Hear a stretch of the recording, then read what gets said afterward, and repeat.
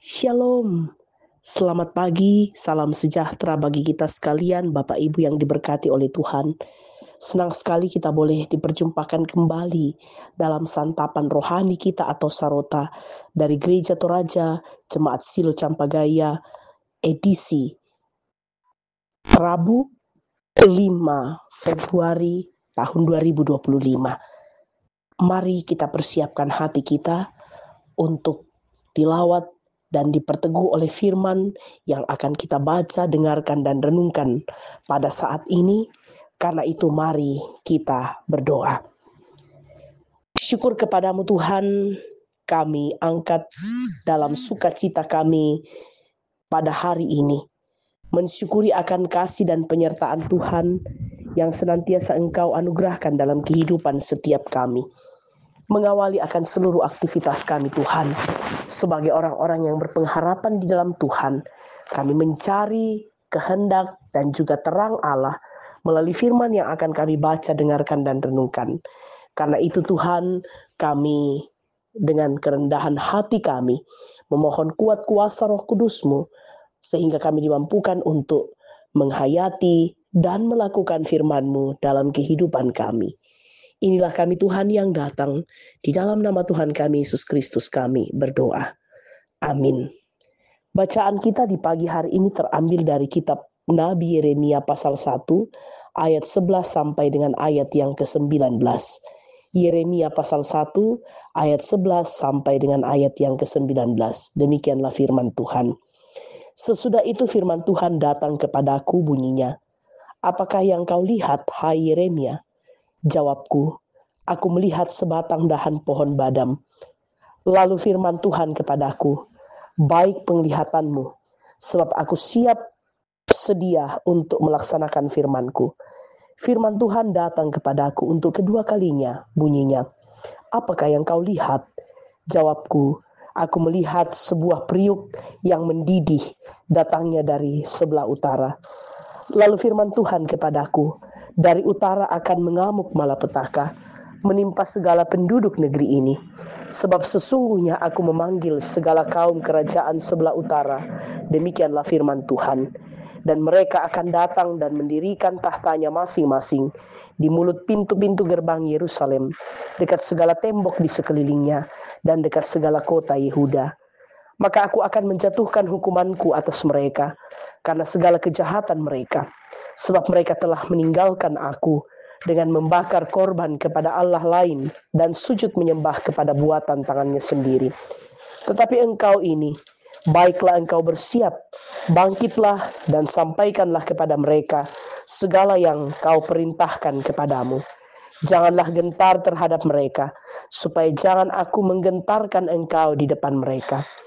Mengenai aku, sesungguhnya pada hari ini, aku membuat engkau menjadi kota yang berkubu, menjadi tiang besi dan menjadi tembok tembaga, melawan seluruh negeri ini, menentang raja-raja Yehuda dan pemuka-pemukanya, menentang para imamnya dan rakyat negeri ini. Mereka akan memerangi engkau, tetapi tidak akan mengalahkan engkau, sebab aku menyertai engkau untuk melepaskan engkau." Demikianlah firman Tuhan. Amin. Dari bacaan kita di pagi hari ini diberikan satu tema untuk kita renungkan, yaitu peringatan kasih. Peringatan kasih. Saudara-saudara, seringkali dalam hidup kita menerima peringatan dari orang-orang yang mengasihi kita. Entah itu dari orang tua kita, sahabat kita, atau bahkan guru. Peringatan ini mungkin tidak selalu menyenangkan untuk didengar. Demikian juga dalam perjalanan iman kita. Tuhan sering memberi peringatan bukan karena Dia ingin menghukum, tetapi justru karena kasih-Nya yang besar kepada kita. Melalui perikop dari Yeremia pasal 1 ayat 11 sampai 19, Tuhan memberikan penglihatan kepada Yeremia sebagai bentuk peringatan kasih-Nya kepada bangsa Israel. Tuhan menunjukkan dua penglihatan kepada Yeremia dalam pohon badam dan kuali mendidih. Kedua penglihatan ini menyampaikan pesan peringatan kepada bangsa Israel mengenai hukuman yang akan datang. Namun, Di balik peringatan tersebut, kita dapat melihat kasih Tuhan yang tidak ingin umatnya terus hidup dalam dosa. Tuhan memanggil Yeremia sebagai nabi di tengah situasi yang penuh dengan ketidaktaatan dan penyembahan berhala oleh bangsa Israel. Hukuman bukanlah sekedar bentuk murka, melainkan wujud kasih Tuhan yang berusaha memanggil umatnya kembali kepadanya. Tuhan memberikan kesempatan kepada Israel untuk bertobat. Tetapi ketika mereka mengeraskan hati, Tuhan harus bertindak demi menegakkan keadilannya.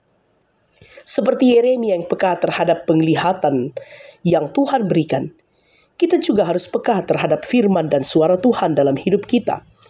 Tuhan sering memberikan tanda dan peringatan dalam berbagai bentuk. Apakah itu melalui firman yang kita baca, teguran dari saudara seiman, atau situasi yang membuat kita merenung. Kemudian, kita perlu merespon peringatan Tuhan dengan pertobatan. Ketika Tuhan menyampaikan peringatannya, itu adalah kesempatan bagi kita untuk memperbaiki diri, memohon pengampunan, dan memperbarui komitmen kita kepadanya. Karena itu marilah kita menyadari, merespon, dan menjalankan peringatan kasih ini dengan hati yang terbuka kepada Tuhan yang setia.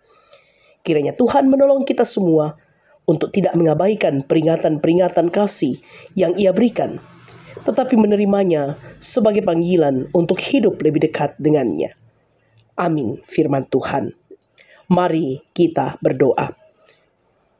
Dalam hidup ini Tuhan, begitu banyak peringatan-peringatan kasih yang Engkau nyatakan bagi kami, untuk kemudian menyadarkan kami atas setiap ketidaksetiaan dan ketidakmampuan kami untuk menjalankan akan setiap perintah Allah yang Engkau tetapkan bagi kami. Kami bersyukur melalui firman Tuhan saat ini, menyadarkan kami dan memberikan kami sebuah pembelajaran bahwa ada begitu banyak cara Tuhan menyatakan peringatan kasih bagi kami, baik itu melalui firman-Mu atau juga melalui peringatan dari saudara-saudara seiman kami, atau juga setiap keadaan hidup atau pengalaman hidup yang kami lalui. Tuhan, kiranya dengan semua itu kami peka untuk menarik pembelajaran dari setiap peringatan kasih yang Engkau nyatakan. Ampuni kami Tuhan, ketika dalam hidup ini kami kurang peka menyadari akan setiap peringatan kasih Allah itu.